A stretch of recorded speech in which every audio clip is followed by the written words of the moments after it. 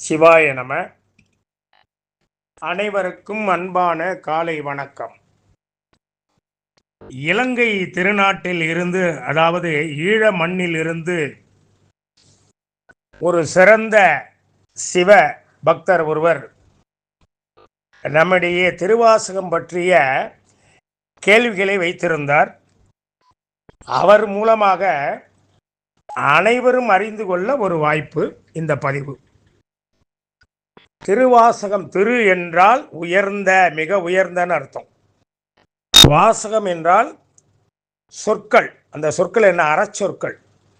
அப்ப திருவாசகம் என்பது ஒரு மிக மிக உயர்ந்த ஒரு ஞான நூல் பெட்டகம். ஏன்னா இறைவனே எழுதி தன்னுடைய திருமுறையே நடராசன் கரம் வருந்த எழுதிய அருள் தெய்வ நூலாம். ஞானமா நடராஜ பெருமான் தன்னுடைய பொற்கரங்களால் கரம் வருந்த எழுதிய ஞான நூல்தான் திருவாசகம். இறைவன் கீழே அமர்ந்து மணிவாசகர் மேலே அமர்ந்து சொன்னது திருவாசகம். ஞாபகம் வச்சுங்க. அப்படிப்பட்ட ஞான நூல் ஐயா. இறைவன் கீழே உட்கார்ந்து அமர்ந்து மணிவாசகர் மேலே அமர்ந்திருந்தாருன்னா பார்த்துங்க, அப்போ எவ்வளவு அந்த நூலுக்கு உள்ள பெருமை பாருங்க. சிவபெருமான் கீழே அமர்ந்து அதை எழுதுறாருன்னா இதை விட ஒரு அடையாளம் சிவபெருமானே கீழே அமர்ந்து எழுதுகின்றார் என்றால், உலகத் தலைவராம் பரம்பொருள் சிவபெருமான் கீழே அமர்ந்து எழுதுகின்றார் என்றால் எப்படிப்பட்ட ஒரு ஞான நூல்! இதை விட உயர்ந்த ஒரு நூல் இந்த உலகத்தில் எதுவுமே கிடையாது. அப்படிப்பட்ட திருவாசகம் இன்னைக்கு உலகமெல்லாம் முற்றுவதில் நடக்குது. நிறைய பேர் படிக்கிறாங்க, பல்லாயிரக்கணக்கான பேர் படிக்கிறாங்க. ஆனால் படிக்கிறது பெரிய பெரிய விஷயம் இல்லை. ஒரு பாட்டை எடுத்துக்கிட்டு அதன்படி நாம் ஒழுகணும் வாழ்க்கையில். அதுதான் ரொம்ப முக்கியம். ஏதோ சபையில் 4 பேர் நம்மளை கொண்டாடணுங்கிறதுக்காக பாடிட்டு சொற்பொழிவு பண்ணிட்டு காசை வாங்கிட்டு வர்றதில்ல திருவாசகம். ஞாபகம் வச்சுங்க. அந்த ஞான நூல் இறைவனே எழுதிய ஞான நூல்ல என்ன இருக்கு? உணர்வு வேணும். அவரே எழுதியிருக்கிறாரு, நம்ம பயப்படணும். சிவபெருமானே தன் பொற்கரத்தால் எழுதியிருக்கிறார் இல்லையா? அப்ப நம்ம ரொம்ப பயப்படணும். எதற்கு பயப்படணும்? அந்த திருவாசகத்துல என்ன சொல்லி இருக்கு? ஒரு பாட்டை எடுத்துக்கிட்டு அதன்படி வாழ்ந்தாவே போர்மையா. நம்ம அதெல்லாம் நம்ம படிக்கிறோம். ஆனா திருவாசகம் படிக்கிறதுக்கு ஒரு தகுதி வேணும். படிக்கிறது என்ன தகுதி வேணும்? வேற ஒரு தகுதி கிடையாது. திருவாசகத்துல என்ன சொல்லி இருக்கோ அதன்படி ஒழுகிறது தான் தகுதி. வேற எந்த தகுதியும் கிடையாது. அதை நம்ம பல முறை சொல்லிக்கிட்டே இருக்கோம். இந்த வானவர்கள், தேவர்களை என்ன பண்ணுவான்னா, இந்த நாராயணன், பிரமன், இந்திரன், உருத்திரன் போன்ற 33 கோடி தேவர்களை இவங்க 4 பேர் நம்ம தலைவராக எடுத்துப்போம். இதெல்லாம் என்ன பண்ணுவான்னா, திருவாசகத்துல அருமையா சொல்றார். திருச்சதகத்துல, வாழ்த்துவதும் வானவர்கள் தாம் வாழ்வான், மனம் நின்பால் தாழ்த்துவதும் தாம் உயர்ந்து தம்மையெல்லாம் தொழ வேண்டி அப்படிங்கிறார். இந்த ஒரு வரி எடுத்துப்போம். வாழ்த்துவதும் வானவர்கள் தாம் வாழ்வான், மனம் நின்பால் தாழ்த்துவதும் தாம் உயர்ந்து தம்மையெல்லாம் தொழ வேண்டி, சூழ்த்து மது கரம் முரளும் தாரோயை நாயடியேன், பார்த்த பிறப்பு அறுத்திடுவான் யானும் உன்னை பரவுவனேன்னார். 4 வரிங்க. இந்த ஒரு பாடலை எடுத்துக்கிட்டாவே இதுதாங்க. இந்த பாடல் எடுத்துக்கிட்டு இறைவனை எழுதினது, அதை சிந்தனை நம்ம பிளட்ல கலந்துருக்கணும். அப்பதான் வரும். இறைவன் எழுதிய திருவாசகம், அதை நினைச்சுக்கிட்டே படிக்கணும். இறைவனே எழுதியிருக்காரியா, ரொம்ப நம்ம அணுவளவு நம்ம அதுலேருந்து மாறக்கூடாது. அந்த பயம் இருக்கணும். திருவாசகம் மணிவாசகர் பாடினார். எழுதினது யாரு? இறைவன். அப்ப வானவர்களை என்ன நினைக்கிறாங்கன்னா, தேவர்களை இப்ப சொன்ன இல்லைங்களா 4 பேரு, இவெல்லாம் நம்ம உயர்ந்து நம்ம இருக்கணும் இந்த உலகத்துல அப்படின்னு நினைக்கிறானா. சிவபெருமானுக்கு மேல உயர்ந்து இருக்குன்னு நினைக்கிறானா. எவ்வளவு ஆணவம் பாருங்க. அதான் வாழ்த்துவதும் வானவர்கள் தாம் வாழ்வான், மனம் நின்பால் தாழ்த்துவதுங்கிறார். உங்ககிட்ட அவன் தாழ்ந்து நடத்துக்கிறது எதுக்கு தெரியுமா? அந்த வானவர்கள் தேவர்கள்லாம் தாம் உயர்ந்து தெரியணுமா. பணிஞ்சு சிவபெருமான்கிட்ட பணிஞ்சு இருந்தா தானே, பணிந்து இருந்தால் தானே நாம உயர்வா தெரியும். சிவபெருமான்கிட்ட ஒரு பணிவை நம்ம காமிச்சோம்னா இறைவன் நம்மளை வாழ்த்துவார், நம்ம உயர்ந்து காணப்படலாம் அப்படிங்கிற ஒரு பாருங்க. எப்படியெல்லாம் தேவர்கள் பாருங்க ஆணவ செருக்கு. அதனாலதான் தேவர்களுக்கெல்லாம் முத்தி கிடையாது. நாராயணன் முத்தி அடைந்தானா, பிரம்மன் முத்தி அடைந்தானா, இந்திரன் முத்தி அடைந்தானா என்பது கேட்டிங்கன்னா வரலாற்றில் இல்லை. தேவர்களுக்கு முத்தி என்பதெல்லாம் கிடையாது. இறைவனை பார்க்கலாம், அப்பப்போ அடி நைய புடைப்பார் இறைவன். இதிலையாவது பார்த்தீங்கன்னா வார்த்தைகளை விட்டுட்டு மாட்டிக்கிட்டே இருப்பானுவோம். இதுதான் தேவருடைய வேலை. இவங்களுடைய வேலை என்ன தெரியுங்களா? நாவுக்கரசு சொல்ற இந்த கருத்தை சொல்லிட்டு நம்ம அடுத்தது போவோம். திருவாசகத்தை கேட்டிருக்காரு ஐயா ஒருத்தர். அப்படிப்பட்ட திருவாசகம், நம்ம திருவாசகத்தை படிக்கணும்னா பல பிறவியில் செய்த தவப்பயன் இருக்க வேண்டும். இல்லைன்னா திருவாசகத்தை ஒருத்தர் படிக்கவே முடியாது. முதல்ல சரி படிக்கிறாரு, நீ அடுத்த ஒரு கேள்வி வாங்க. பல்லாயிரக்கணக்கான பேர் படிக்கிறாரு, நீங்க தானே இப்போ உங்க வாயால சொன்னீங்க. அப்போ அவங்களாம் தவப்பயன் செய்தவர்களா? திருவாசகத்தோட எப்படியோ இந்த திருவாசகத்தை தொட்டு விட்டார்கள். ஒரு நல்வினை பயன் இருக்கு அவங்களுக்கு, இல்லைன்னா தொட மாட்டாங்க. ஆனால் நல்வினை பயன் என்ன பண்ணும்னா வழியை தான் காமிக்கும். இப்ப கண்ணப்ப நாயனாருக்கு நாணன் காடன் நல்வினை தீவினை 2 பேர் இருந்தாங்க கூட. நல்வினை என்ன பண்ணுச்சு?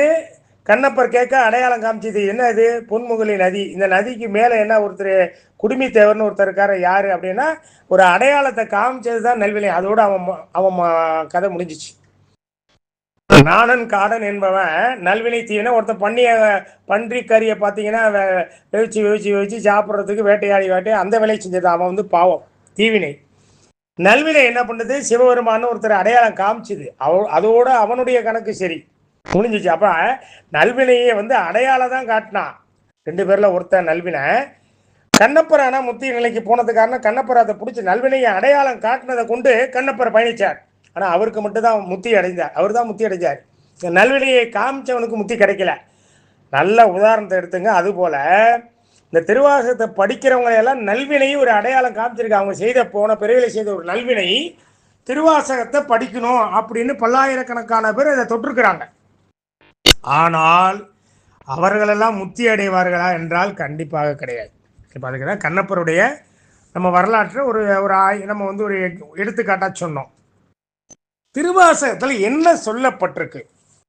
மற்றொரு தெய்வம் கனவிலும் நினையா அப்படின்னு சொல்றாருன்னா, திருவாசகத்தை படிக்க ஆரம்பிச்சிட்டோம்னா இதுவரை நம்ம எப்படி வேணாலும் இருந்திருக்கலாம். பரம்பொருள் சிவபெருமானை தவிர வேற யாரையும் மனதால் கூட தீண்டக்கூடாது. சிவம் வேண்டார் தமை நாளும் தீண்டேன்கிறார் மணிவாசக பெருமான். இங்க மற்றொரு தெய்வம் கனவு அப்படி என்பது, கனவு என்பது நமக்கு அப்பாற்பட்ட செயல். 2 மனம் உறங்கும் போது ஒரு மனம் செயல்படுது. அந்த கனவுல கூட நீ வந்து வேற தெய்வம் வரக்கூடாதுன்னு சொல்றாருன்னா எவ்வளவு உரைப்பு! ஏற்பு துளை தரும் ஏற்றினன்கிறார். ஏற்பு துளைனா மயிர்கால்கள் உடம்புல. அந்த மயிர்கால்களை சிவனுடைய உரைப்பை இன்ஜெக்ஷன் மாதிரி வச்சு ஏற்றிருக்கிறார் மணிவாசக பெருமான். இல்லைன்னா அந்த வார்த்தைகள்லாம் வருமா திருவாசகம்? அவர் வாயிலேருந்து அந்த மாதிரி இறைவனே எழுதக்கூடிய அந்த அருள் வாக்கு மணிவாசக பெருமானுடைய நாக்கு எப்படி? அந்த திருநாக்கு. அது நம்மளுடைய நாக்கெல்லாம் திருநாக்கா? நம்மளுடைய வாக்கே அவவாக்கு, அவருடைய வாக்கு திருவாக்கு. அப்படிப்பட்ட திருவாசகம் அதெல்லாம் நம்ம வந்து கடைபிடிக்கணும்னா அதில் உள்ள வரிகள் எடுத்துக்கணும். சொல்றார், யாரோடு நோகேன் யாருக்கு எடுத்து உரைக்கேன் அப்படிங்கிறார். யார்கிட்ட போய் நான் நோகிறது? யாருக்கு எடுத்து உரைக்கிறேனா? உரைப்பது எவனுக்கு ஏறாது மண்டையிலங்கிறாரு. உன்னையெல்லால் பிறரை தொழுவனோ, உன்னையெல்லால் பிறரை எனக்கு ஓர் துணையென நினைவனோ சொல்லாய் சொல்றாரு. வரிகளை பாருங்க. இந்த வரிகள்லாம் படிச்சோம்னா, படிக்கிறது பெரியது அல்ல. அதுதான் சொல்றேன், எல்லாரும் படிக்கிறாங்க. அந்த உணர்வுகள் பொருள் தெரிஞ்சாதான் ஆன்மாவை தைக்கும். அப்பதான் நம்ம சிவ வழிபாட்டுக்கு வர முடியும். முற்பிறவில செய்த தவப்பயன் இருந்தாதான் ஒருவன் சிவபெருமானை வழிபட முடியும். இல்லைன்னா கண்டிப்பா முடியாது.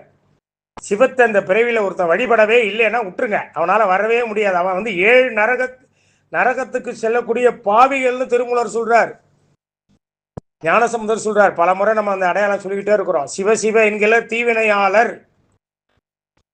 சிவன்னு ஒருத்தன் சொல்லலைன்னா அவன் 7 நரகத்துக்கு செல்லக்கூடிய கொடிய பாவின்னு பொருள். இந்த ஒரு வரிக்கு ஞாபகம் வச்சுங்க. ஆனால் அவர்களெல்லாம் நம்ம விட்டு விடணும். சும்மா நான் சிவத்துக்கு எடுக்கிறேன். இப்போ நம்ம ஒரு குடும்பம் வச்சுருக்கிறோம். இதெல்லாம் இந்த மாதிரி ஒரு நம்ம வந்து அறநெறியை அதில் விதைக்கிறோம். எதுக்கு விதைக்கிறோம்? ஒரு 200 பேர் இருக்கிறாங்க, 500 பேர் இருக்கிறாங்க, ஒரு 1000 பேர் இருக்கிறாங்கன்னு வச்சுங்க குடும்பத்தில். அத்தனை பேர் சிவத்துக்கு மாறிடுவாங்களா? நம்ம விதைக்கிறோம் இதெல்லாம் கேட்டுட்டு மாறிடுவாங்களா? மாற மாட்டாங்க. அது அவர் ஒரு வினைப்பயன் இருந்தால் தான் வந்து சிவத்தை வழிபடணும்னா பல பிறவியில செய்த தவப்பயன் இருக்கணுங்கிறாரு. திருமுறையை தொடுவதற்கும் திருமுறைக்குள்ளதாங்க திருவாசகம் இருக்கு. நீங்க தனித்து இலங்கை நாட்டில் நீங்க அதை தனித்து எடுத்துக்க கூடாது. திருமுறையில தான் திருவாசகம் இருக்கு. 8ஆம் திருமுறை திருவாசகம். அப்ப அதுக்குள்ளேயே அடக்கம். அதற்குள்ளாகவே அது அடக்கம். அப்ப திருமுறையை தொடுவதற்கும் சிவபெருமானை நினைப்பதற்கும் பல பிறவியில ஒருத்தர் தவம் செய்திருக்க வேண்டும்.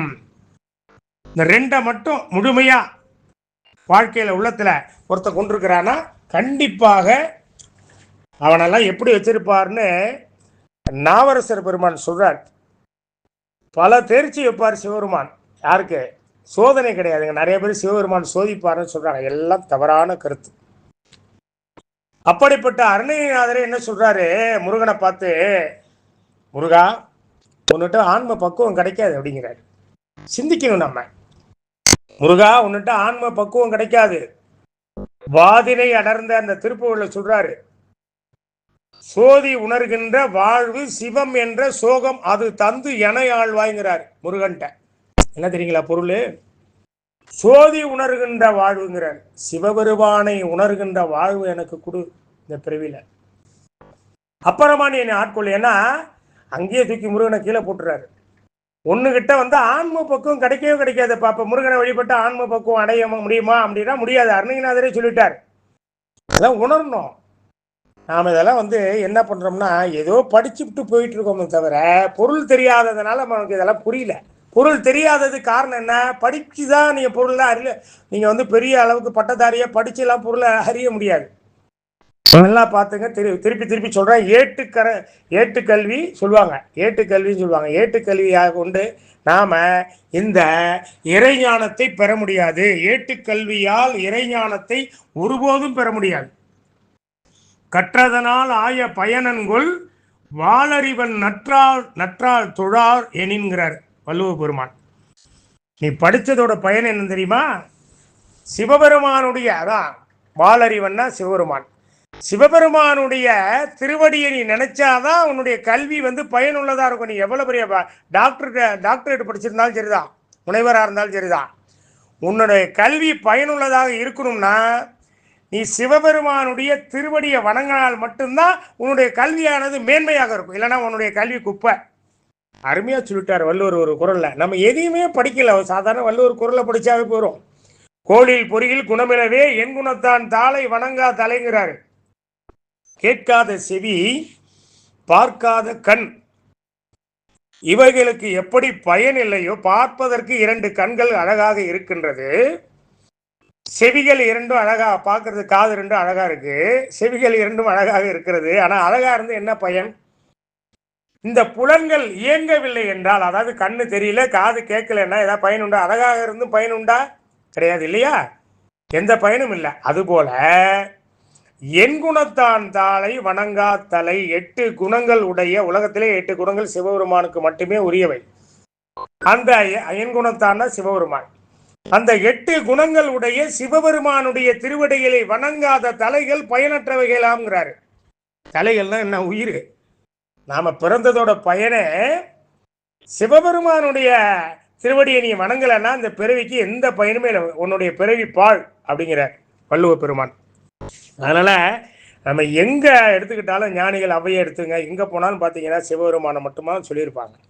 ஞானம் பெறணும், நீ முக்தி அடையணும், அதாவது பிறவாமை வேணும், சிவபெருமான் திருவடியை அடையணும், இனிமே இந்த மாயப்பிறவி நமக்கு வேண்டாம் அப்படின்னா சிவபெருமான் ஒருவரால் மட்டுமே தான் அதெல்லாம் கொடுக்க முடியும். வேற அந்த உலகத்துல எந்த சிறு தெய்வத்துக்கும் அந்த தகுதி கிடையாது. படைக்கப்பட்டவனை போய் நீ முருகனை போய் வணங்கிட்டு இருக்க அப்படின்னா உன்னுடைய வினை இது. வணங்கு வேணான்னு சொல்லலை. நான் அந்த இடத்துல முருகனை வணங்குங்க, விநாயகரை வணங்கு, உமையை வணங்குங்க, அவங்கெல்லாம் முத்தி கொடுக்க மாட்டாங்க.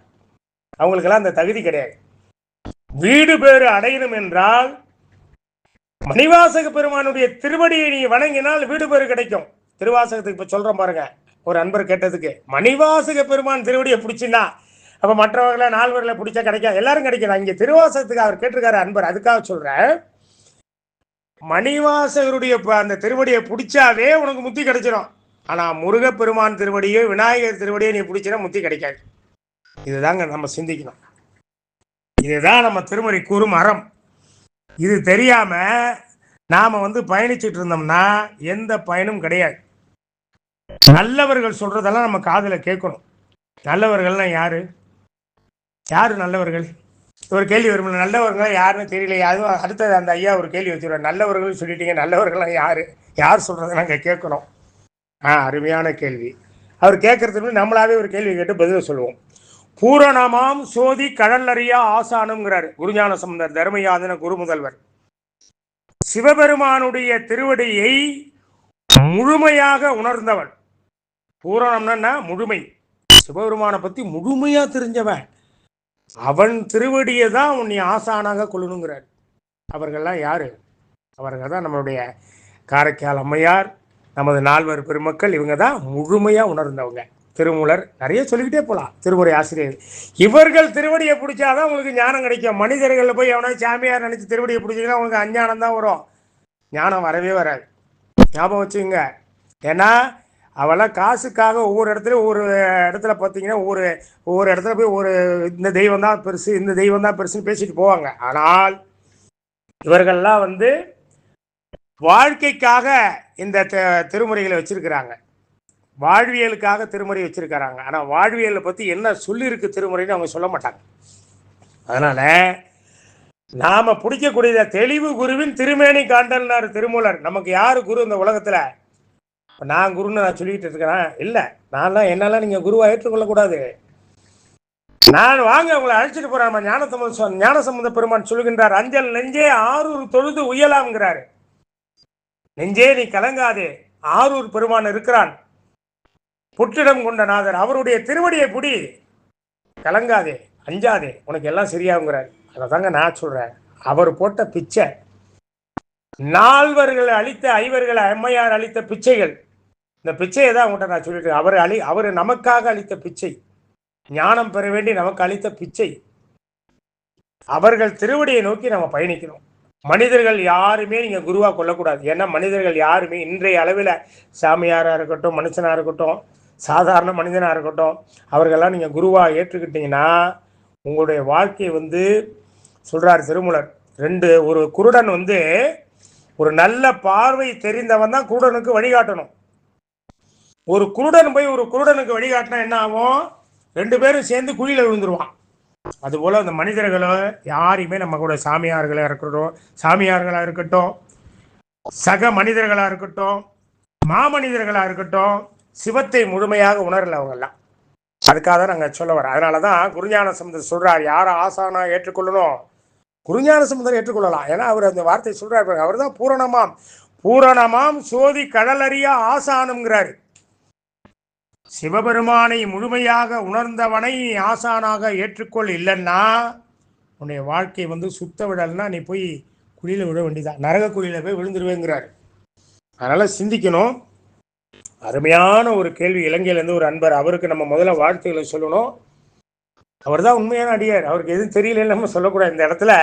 அவர் எதுவும் தெரியாதவர், அவர் தான் தெரிஞ்சுக்கணும்னு ஆசைப்படுறாரு. பார்த்தீங்களா, அவர்கிட்ட சிவம் உள்ள போயிடுச்சு, அவர் உள்ளத்திலே சிவம் போய் உள்ள உட்கார்ந்துருச்சு. அதனாலதான் இந்த கேள்வியெல்லாம் அவர் கேட்கிறாரு. முதல்ல அவருக்கு ஒரு நன்றியை நான் தெரிவித்துக் கொள்கிறேன். ஏன்னா தனிப்பட்ட முறையில் அவர் என்னுடைய பேரை சொல்றதுக்கே அவர் யோசிக்கிறார். நான் தனியா அந்த வலைதளத்துல குடும்பத்துல நானும் இருக்கேன், கேட்டா அந்த மக்கள்லாம் என்ன ஒரு மாதிரியா நினைப்பாங்கன்னு சொல்லியிருக்கிறார். அதனால ஆகையினால அவர் பெயரை சொல்ல நான் விரும்பவில்லை. ஆனா பெயரே சொல்லாம விரும்பல அப்படின்னா அவர் கேட்டுக்கொண்டதற்கு இணங்க நான் அவர் பெயரை சொல்லல. ஆனா எவ்வளவு அருமையா அந்த கருத்துக்களை உள்ளத்துல போய் சிவம் பூந்து விளையாடுது பாருங்க அவர் உள்ளத்துல. அப்ப அவர்கிட்ட சிவம் உள்ள போயிடுச்சு. திருவாசகத்தை பத்தி நான் தெரிஞ்சுக்கணும் சாமி அப்படிங்கிறார். அப்படிப்பட்டது திருவாசகம். பாருங்க, திருவாசகத்துக்கு நிகரான ஒரு நூல் உலகத்துல எதுவுமே கிடையாது. தொல்லை இரும்பிறவி சூடும் தலை நீக்கி அல்லல் அறுத்து ஆனந்தம் ஆக்கியதேங்கிறார். எல்லை மறுவா நெறியடிக்கும் வாதவூர் எங்கோன் திருவாசகம் என்னும் தேன். வாதவூர் எங்கோன்னா மணிவாசக பெருமான் உரைத்த அந்த திருவாசகம் என்ற தேன் தான் உலகத்திலேயே மிகப்பெரிய ஞான பெட்டக நூல். அது மிகப்பெரிய ஞான நூல். திருவாசகம் ஒன்றை நீங்க படிச்சா நீங்க முத்தி அடையலாம். இந்த மனிதர்கள் சொல்லக்கூடிய சாமியார்களோ மனிதர்கள் சொல்றதெல்லாம் நீங்க கேட்காது. இவர்களெல்லாம் பொருளீட்டலுக்காக வாழ்ந்துட்டு இருக்கிறாங்க. யாரும் வந்து இந்த உலகத்தில் துறவி அல்ல. துறவிக்கு இலக்கணம் நம்ம பல முறை சொல்லியிருக்கிறோம். பட்டினத்தார் கூறும் தனித்துவ துறவரம். இந்த உலகத்தில் யாருமே துறவி இல்லை. துறவி என்பவன் எப்படி இருப்பான் அப்படின்னு பல பதிவுகள் நம்ம கொடுத்துட்டோம். திருப்பி திருப்பி அதை நம்ம சொல்லிக்கிட்டே இருக்க அண்ணா அரைச்சமாவே அரைக்கிற மாதிரி நம்ம சொல்லிக்கிட்டே இருந்தோம்னா என்ன இதையே சொல்லிட்டு இருக்காரு அப்படி நீங்களே ஒரு சலிச்சிருவீங்க. துறவி என்பதற்கு இலக்கணமே பற்றற்றவன், முழு பற்ற சிவபெருமானை தவிர அதாவது பற்றற்றான் தாளை பற்றுகிறாரு வள்ளுவ பெருமான். உலகத்திலே பற்ற அறுத்த ஒரே தலைவன் உலகத்தில் பரம்பொருள் சிவபெருமான். அவன் திருவடியை மட்டுமே பற்றி இருக்கின்றவன் தான் துறவி. அவன் வந்து எதுக்குமே ஆசைப்படுவார். அதாவது ரோட்டில் கிடக்கணும், பிளாட்பாரத்தில் கிடக்கணும். பட்டினத்தார் சொல்கிற மாதிரி பேய் போல் திரிந்துங்கிற பிணம் போல கிடக்கணுங்கிறாரு. அதெல்லாம் நம்ம எத்தனையோ முறை சொல்லிட்டோம். ஆனால் துறவி இந்த உலகத்தில் யாரும் கிடையாது. நாம் ஒரு துறவியை நான் இப்போ சொன்னேன் இல்லைங்களா, பற்றற்ற துறவியை, சிவபெருமான் திருவடியை மட்டுமே பற்றி இருக்கின்ற ஒரு துறவியை நம் ஊனக்கண்ணால் பார்க்கவே முடியாது. நமக்கு ஞானக்கண் இல்லை. இந்த ஊனக்கண்ணால் நம்ம கண்ணில் கண்ட காவியெல்லாம் நம்ம துறவி நினச்சிருக்கோம். இவர்களெல்லாம் துறவியே அல்ல.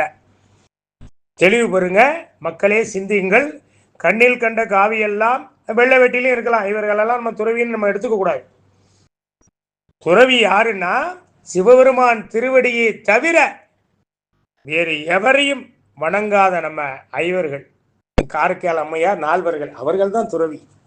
சிவபெருமானுக்காக சிவமே பொருள் என வாழ்ந்தவர்கள். இன்னைக்கு யாராவது சிவமே பொருள் என வாழ்ந்துட்டு இருக்காங்களா? துறவி உல்லாச பங்களா, சொகுசு மகிழுந்து காரு, குளிரூட்டப்பட்ட காரு, இதெல்லாம் வந்து துறவிக்கு இலக்கணமா? அப்ப எவ்வளவு அடிமுட்டால நம்ம இருக்கிறோம். துறவி என்பதற்கே நமக்கு யார் துறவின்னு தெரியல. இதுல ஒரு அடிமுட்டால நம்ம இருக்கிறோம். காரணம் அறியாமை. இப்ப நம்ம சொல்லும் போது சிந்திக்கிற, ஆகா ஒரு துறவி வந்து 1.5 கோடி ரூபாய் கார்ல வந்து இறங்குறாரு, இவரை போய் நம்ம துறவின்னு நினைச்சிட்டு இருந்தோம் இவ்வளவு நாள். துறவிக்கு பற்று இருக்கும்போது சாதாரண மனிதனுக்கே இவ்வளவு ஆசை இல்லை. மனிதனுக்கு ஆசை தான் இருக்கு, துறவிக்கெல்லாம் பேராசை இருக்கு. சிந்திச்சு பாருங்க. அப்ப அந்த உல்லாசமா வாழக்கூடிய நிலையில ஒருத்தர் அடிமையா ஆயிட்டாருன்னா அவர் பேர் துறவியா? நம்ம வந்து மக்களை மடைமாற்றம் செய்து ஏமாற்றி அந்த பீடத்தில் உட்காந்துக்கிட்டு அவரு வளமா வசூல் பண்ணி வசூல் வேட்டையில் இறங்கி வளமா வாழ்ந்துட்டு இருக்கிறார். இவரெல்லாம் நீங்க வந்து துறவின்னு நான் பொதுவாக சொல்றேன். யாரும் தனிப்பட்ட நபரை நான் சொல்லலை. உலகத்துல யாருமே நம்ம துறவின்னு ஏற்றுக்கொள்ளக்கூடாது. ஏன்னா அந்த மாதிரி துறவி நாம வந்து அந்த மாதிரி துறவியை நம் கண்ணால் பார்க்க முடியாதுன்னு சொல்லிட்டாங்க. நம்ம ஊனக்கண்ணுக்கு அந்த துறவிகள்லாம் தெரிய மாட்டாங்க. அப்ப ஞானத்தை பெற்றால் நம்ம இந்த துறவிகள்லாம் நமக்கு வழிகாட்டுவாங்கன்னா அவர்கள் தான் நம்ம சிவஞானிகள். மனிதர்கள் யாரையும் நம்ம குருவா ஏற்றுக்கொள்ளக்கூடாது. அப்ப திருவாசகத்தை நம்ம படித்து படித்து படித்து படித்து உருகணும்னா அந்த பொருள் தெரிய ஆரம்பிச்சிடும். இறைவனே உணர்த்துவார். அன்பர் கேட்டார், எனக்கு எதுவுமே தெரியாதுங்க. எனக்கு கண்டிப்பா தெரியப்படுத்துவார் இறைவன். எனக்கு அப்படிதான், எனக்கெல்லாம் ஒண்ணுமே தெரியாது. திருவாசகத்து மேல திருமுறை மேல ஒரு பற்று. திருமுறை திருவாசகம் ஒண்ணுதான். உங்களுக்கு திருவாசகம் தனியா சொல்றதுனால அவருக்கு அன்பருக்கு புரியல. அதுக்காக இந்த வார்த்தை 2 வார்த்தையை பயன்படுத்துறேன். திருமுறைக்குள்ளதான் 12 திருமுறைக்குள்ளதான் திருவாசகம் 8ஆம் திருமுறையா இருக்கு. அப்ப திருமுறையை படிச்சு படிச்சு படிச்சு படிச்சு படிச்சு நம்ம வந்து நம்ம பிளட்ல கலந்து போச்சு, ரத்தத்துல. அப்ப அந்த உணர்வு கண்டிப்பாக பொருளை உணர்த்துவார் இறைவன். யாரும் எனக்கெல்லாம் பொருளை உணர்த்தலைங்க. நான் படிச்சு படிச்சு படிச்சு அன்பா உணர்ந்ததை தான் உங்கள்கிட்ட சொல்லிட்டு இருக்கேன். அதே மாதிரி நீங்களும் நாளைக்கு படிச்சு அன்பா இறைவன் அந்த திருவாசகத்தை நீங்க அன்பா படிக்க படிக்க படிக்க உங்க நிச்சயமாக இறைவன் உங்களுக்கு அந்த பொருளை உணர்த்துவார். சிவமே பொருள்னு நீங்க வந்துடணும். திருவாசகத்தை படிக்கும்போது சிவம் தாண்டா நமக்கு பொருள், சிவந்தாயா நமக்கு பொருள். அந்த நிலைக்கு நீங்க வந்துட்டீங்கன்னா எல்லாமே உங்க உள்ளர சிவம் வந்துருச்சுன்னா ஆட்டோமேட்டிக்கா இறைவன் வந்து கொஞ்சம் கொஞ்சம் கொஞ்சமா உங்களுடைய வினைக்கு தகுந்த மாதிரி உங்களுக்கு அந்த பொருள் உணர ஆரம்பிச்சிருவீங்க. பொருள் உணர்ந்துட்டா அவ்வளோதாங்க. அதுக்கப்புறம் நீங்கள் ஒரு சிறந்த சிவனடியாரா இந்த பிரிவில் ஒரு சிவனடியார் என்ற அந்த ஒரு உறுப்பினர் அட்டை, அடிப்படை உறுப்பினர்னு சொல்லுவோம். சிவனடியார்னு சொன்னால் உயர்ந்த நிலையை நம்ம இப்படி சொல்லக்கூடாது. அந்த அடிப்படை உறுப்பினர் கூட சொல்லக்கூடாது நம்ம. ஏன்னா அது உயர்ந்த நிலை. சிவனடியார் என்பது அந்த நிலைக்கான ஒரு வழியாவது நமக்கு பிறக்கும். சிவனடியார் என்ற பாதை நம்ம கண்ணுக்கு தெரிய ஆரம்பிக்கும். இதுதான பாதை, சிவனடியார் என்ற நிலைக்கு போகணும்னா இதுதான் நமக்கு பாதை, அருட்பாதை தான் அப்படின்னு 4 ஐவர்கள் அம்மையாரும் சேர்த்து, அம்மையார் தான் முதல்ல சொல்லியிருக்கிறாங்க. காலனையும் வென்றும் கடு நரகம் கை கடன்றும் மேலே இருவினையும் வேறறுத்தோங்கிறாங்க. வினைகள் தான் நம்மளை போட்டு ஆட்டி படைக்குது. சிவத்தை வழிபட முடியாம பண்றதே இந்த வினை தான். நமக்கு நம்மளுடைய பாவ வினை. இந்த பாவ வினை அழியணும்னா அம்மையார் சொன்னாங்க பாருங்க, சிவபெருமான் திருவடிய கதருங்க பிடிச்சி. நிச்சயமாக இந்த வினைகள்லாம் கழிந்து உங்களுடைய ஆன்மா பக்குவப்பட்டு சிவத்தை அடைவதற்கான வழிகள் சிவஞானிகள் சொல்றதுதான் நம்ம கேட்கணும். திருப்பி திருப்பி சொல்றேன், மனிதன் சொல்றதெல்லாம் கேட்காதீங்க. இன்னைக்கு ஒரு இடத்துல ஒரு மாதிரி கூவான், அடுத்த ஒரு இடத்துல ஒரு மாதிரி கூவான், காசை வாங்கிக்கிட்டு. இவெல்லாம் அஞ்ஞானிகள், இவெல்லாம் ஞானிகள் கிடையாது, வேடதாரிகள். அதனால நான் தனிப்பட்ட முறையில் யாரையுமே சொல்லலை. நாம இதில் சிந்தை தெளிவாக இருக்கணும். சிந்தை தெளிவல்லால் அருளும் இல்லைன்னார் அப்பர் பெருமான் திரு ஐயாற்றுல. சிந்தை முதல்ல தெரியலனாவே உங்களுக்கு அருள் உள்ள வராதுங்க, ஞானமும் வராது. ஞானம் வந்தாதான் அருள் கிடைக்கும், ஞானமே உள்ள நுழையாது. அப்ப சிந்தை தெளிவடையணும்னா 6 அறிவு பகுத்தறிவு நமக்கு வேலை செய்யணும் என்று கூறி, திருவாசகத்தில் நம்ம நிறையா இருக்குங்க. இன்னும் நம்ம சும்மா ஒரு 7 பாடல் எடுத்துகிட்டு சொல்கிறோம். நிறைய நமக்கு பாடலை சொல்லிக்கிட்டே இப்போ ஒரு திருவாசகத்தை ஒரு 10 பாட்டை எடுத்துகிட்டு 1 வருஷம் நம்ம உரை நிகழ்த்தலாம்.